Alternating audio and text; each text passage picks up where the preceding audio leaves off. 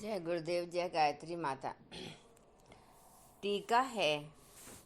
टीका, हे नारद, इसके लिए हम लोग संयुक्त प्रयास करें। हम प्रेरणा भरे आप संपर्क साधें और उभारें। इस प्रकार वरिष्ठ आत्माओं की प्रसुप्ति जागेगी और वे युग मानवों की भूमिका निभा सकते हैं में समर्थ हो सकेंगे। इससे आपके आगमन और हमारे आमंत्रण का उभय पक्षीय प्रयोजन पूरा होगा। संयुक्त प्रयास ही हमारा हमेशा फलदायी होते हैं। प्रेरणा निराकार सत्ता की तथा किसी अन्य द्वारा उसका सुनिश्चित क्रियान्वयन दोनों मिलकर प्रयोजनों का समग्र सफल बनाते हैं। रामकृष्ण परमहंस तथा विवेकानंद, समर्थ गुरु रामदास तथा शिवाजी, श्री कृष्ण और अर्जुन राम और हनुमान, स्वामी विरजानंद जी, दयानंद ऐसे संयुक्त प्रयासों के उदाहरण है। प्रेरणा हमेशा इसी रूप में आती है और पार्षद उसे क्रियान्वित करते हैं। भगवान की चेतना और जागृत आत्माओं का सहयोग इस उदाहरण से समझा जा सकता है, जिसमें कम शक्ति सामर्थ्य होते हुए भी दो व्यक्ति मिलकर परस्पर पूरक बन गए। अंधे पंगे का जोड़ा। एक गांव में आग लग गई। सभी आदमी तो सुरक्षित भाग निकले, पर दो वृद्ध ऐसे थे जो भाग नहीं सकते थे। एक अंधा, एक पंगा। दोनों ने एकता स्थापित की। अंधे ने पंगे को कंधे पर बैठा लिया। पंगा रास्ता बताने लगा और अंधा तेज दौड़ने लगा। दोनों सकुशल बाहर आ गए। सहयोग का अर्थ ही है अनेक तरह की सामर्थ्यों से एक परिपूर्ण शक्ति का उद्भव। भवन जब बनाया जाता है तो योजना तथा नक्शा वास्तुकला विज्ञ यांत्रिक बनाते हैं, जबकि श्रमिक मिलकर श्रम करते हैं। दोनों के संयुक्त प्रयास से ही अट्टालिकाएं बनकर तैयार हो जाती हैं। विशाल बांध एक योजना बनती है और उसे मूर्त रूप देने के लिए विशेषज्ञ आते हैं। भले ही अंतिम कल्पना पूरी हो जाने पर श्रमिक गण मिलकर उसे पूरा करें, महत्व दोनों का अपनी अपनी जगह है। भगवान की प्रेरणा तथा देव ऋषि के जागृत आत्माओं को जगाने उभारने का पुरुषार्थ दोनों का समन्वय है। युगांतरीय कार्य संपादित कर सकने में समर्थ हो सकता है। इस तथ्य को यहाँ स्पष्ट करते हुए वरिष्ठ आत्माओं की असामान्यता व जागृति की आवश्यकता बताई गई है। जागृत आत्माएं हनुमान, शिवाजी, अर्जुन। जब भगवान राम ने हनुमान को सीता को ढूंढ लाने का काम सौंपा, उन्हें अपने ऊपर आत्मविश्वास नहीं था, न ही अपनी सामर्थ्य की जानकारी थी। जामवंत के प्रेरक वचन सुनते ही उन्हें अपनी वस्तु स्थिति का ज्ञान हुआ और पवन पुत्र उड़ चले लंका की ओर। एक साधारण वानर अपनी सामर्थ्य को पहचान कर असामान्य पार्षद बन गया। समर्थ गुरु रामदास ने को आतियाई आक्रमणकारियों ने से संघर्ष हेतु प्रेरणा दी, योजनाबद्ध शिक्षण दिया और उनके अंदर की सामर्थ्य को जगाकर उन्हें छत्रपति बना दिया। महाभारत की दोनों सेनाओं के बीच खड़ा अर्जुन का रथ देखने में शस्त्र सज्जा से भरा पूरा व हर दृष्टि से समर्थ सशक्त प्रतीत होता था, पर उसके भीतर असमंजस्य का अदृश्य दिन भर इतना अधिक व्याप्त था कि सूत्र संचालक का माथा ही ठनकने लगा। सारथी बने भगवान श्री कृष्ण ने गांडीधारी महापराक्रमी अर्जुन को अवसादग्रस्त देखकर जो संदेश दिया, उसका सारा तत्व यही था। पास की नहीं, दूर की सोच। अब तो जाग, लाभ को नहीं, श्रेय को चुन। भगवान भक्त का भी असमंजस हरते हैं, उसे प्रसुप्ति से जगाते हैं। वे दिव्य लोक देते हैं और वही अर्जुन को भी मिला। आगे गुरुदेव जी लिखते हैं कि लोक कल्याण जिज्ञासा प्रकरण प्रथमो अध्याय के बारे में। बंदा बैरागी की साधना।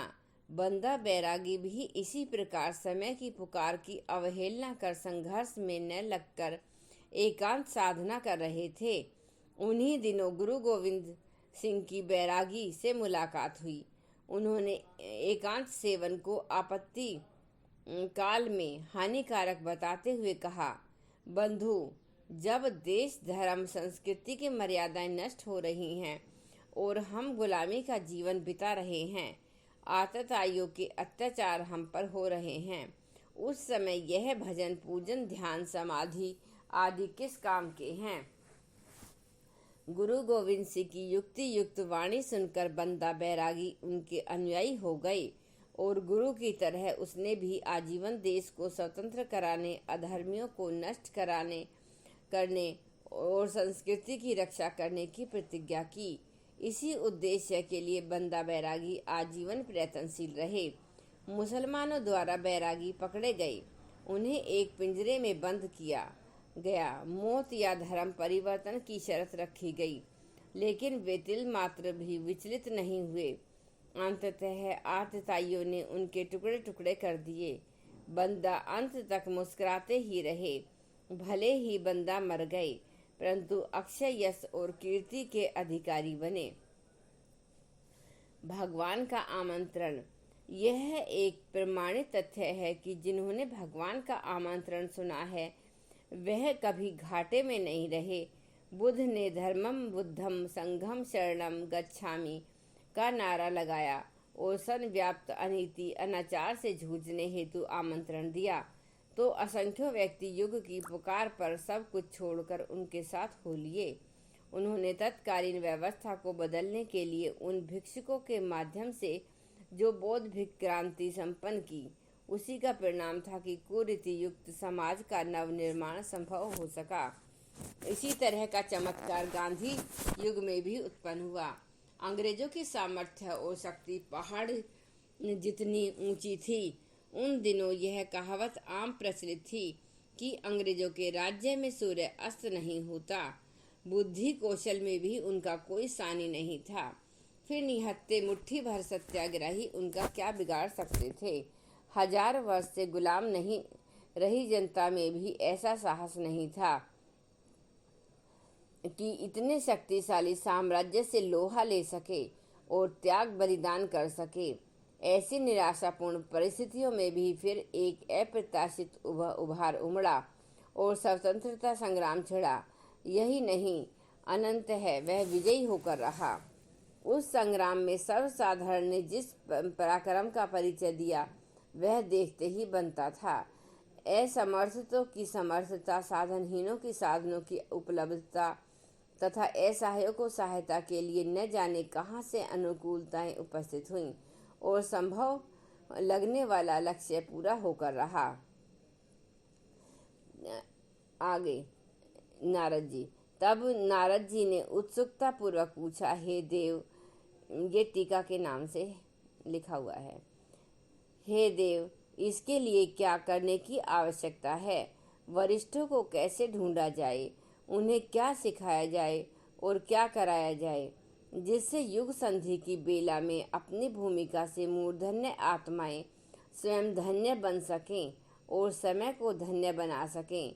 भगवान बोले, हे तात, युग सृजन का अभियान आरंभ करना चाहिए। जिनमें पूर्व संचित संस्कार होंगे वे युग निमंत्रण सुनकर मौन बैठे न रह सकेंगे, उत्सुकता प्रकट करेंगे, समीप आएंगे और परस्पर संबंध होंगे। व्याख्या। जागृत आत्माएं कभी भी चुप नहीं रह सकती। उनके अर्जित संस्कार व सत्साहस युग की पुकार सुनकर उन्हें आगे बढ़ने व अवतार के प्रयोजनों हेतु क्रियाशील होने को बाध्य कर देते हैं। जटायु व गिलहरी चुप नहीं बैठे। पंख कटे जटायु को गोद में लेकर भगवान राम ने उसका अभिषेक आंसुओं से किया। स्नेह से उसके सिर पर हाथ फेरते हुए भगवान राम ने कहा, तात, तुम जानते थे रावण दुष्ट और महाबलवान है, फिर उससे तुमने युद्ध क्यों किया? अपनी आंखों से मोती ढुलकाते हुए जटायु ने गर्वोन्नत वाणी में कहा, प्रभु, मुझे मृत्यु का भय नहीं है। भय तो तब था जब अन्याय के प्रतिकार की शक्ति नहीं जागती थी। भगवान राम ने कहा, तात, तुम धन्य हो। तुम्हारे जैसे संस्कारवान आत्माओं से संसार को कल्याण का मार्गदर्शन मिलेगा। गिलहरी पूंछ में धूल लाती और समुद्र में डाल देती। वानरों ने पूछा, देवी, तुम्हारी पूंछ को मिट्टी से समुद्र का क्या बिगड़ेगा? तभी वहां पहुंचे भगवान राम ने उसे अपनी गोद में उठाकर कहा, एक एक कण धूल, एक एक बूंद पानी सुखा देने के मर्म को समझो वानरों। यह गिलहरी चिरकाल तक सत्कर्म में सहयोग के प्रतीक रूप में सुपूजित रहेगी। जो सोए रहते हैं वे तो प्रत्यक्ष सौभाग्य सामने आने पर भी उसका लाभ नहीं उठा पाते। जागृत आत्माओं की तुलना में उनका जीवन जीवित मृतकों के समान होता है। सोते हो नहीं, जीते हो नहीं। एक बार भगवान बुद्ध एक रात्रि प्रवचन कर रहे थे। प्रवचन सुनने के लिए बैठा हुआ व्यक्ति बार बार नींद के झोंके ले रहा था। तथागत ने उसे ऊँघते हुए व्यक्ति से कहा, वत्स, सो रहे हो? नहीं भगवान, हड़बड़ाकर ऊँघते हुए व्यक्ति ने कहा, प्रवचन पूर्ववत चालू हो गया है। और उक्त श्रोता फिर पहले की तरह ऊँघने लगा। भगवान बुद्ध ने 3-4 बार उसे जगाया, परंतु वह नहीं भगवान कहता और फिर सो जाता। अंतिम बार तथागत ने पूछा, वत्स, जीवित हो? नहीं भगवान, सदा की तरह उत्तर दिया। श्रोताओं में हंसी की लहर दौड़ गई। भगवान बुद्ध भी मुस्कुराए, फिर गंभीर होकर बोले, वत्स, निद्रा में तुमसे सही उत्तर निकल गया। जो निद्रा में है वह मृतक समान है। अवतार के लिए जो महत्व आमंत्रण सुनकर जग उठने का व्यामोह छोड़कर तत्पर हो जाने वालों को ही होता है। दीपक का आश्वासन। सूरज विदा होने को था। अंधकार की तिमिरा सन्निकट थी। इतने में ही एक टिमटिमाता दीपक आगे आया और सूरज से बोला, भगवान, आप सहज पधारें। मैं निरंतर जलते रहने का व्रत नहीं तोड़ूंगा। जैसे आपने चलने का व्रत नहीं तोड़ा है, आपके अभाव में थोड़ा ही सही पर प्रकाश देकर अंधकार को मिटाने में का मैं पूरा प्रयास करूंगा। छोटे से दीपक का आश्वासन सुनकर सूर्य भगवान ने उसके साहस की सराहना की। वह सहर्ष से विदा हुए। प्रयत्न भले ही छोटे हों, पर प्रभु के कार्यों में ऐसे ही भावनाशीलों का थोड़ा थोड़ा अंश मिलकर युगांतरकारी कार्य कर दिखाता है। जय गुरुदेव, जय गायत्री माता। एक बार गायत्री मंत्र हमारे साथ साथ। ओम भूर्भुवः स्वः तत्सवितुर्वरेण्यं भर्गो देवस्य धीमहि धियो यो न प्रचोदयात्। जय गायत्री।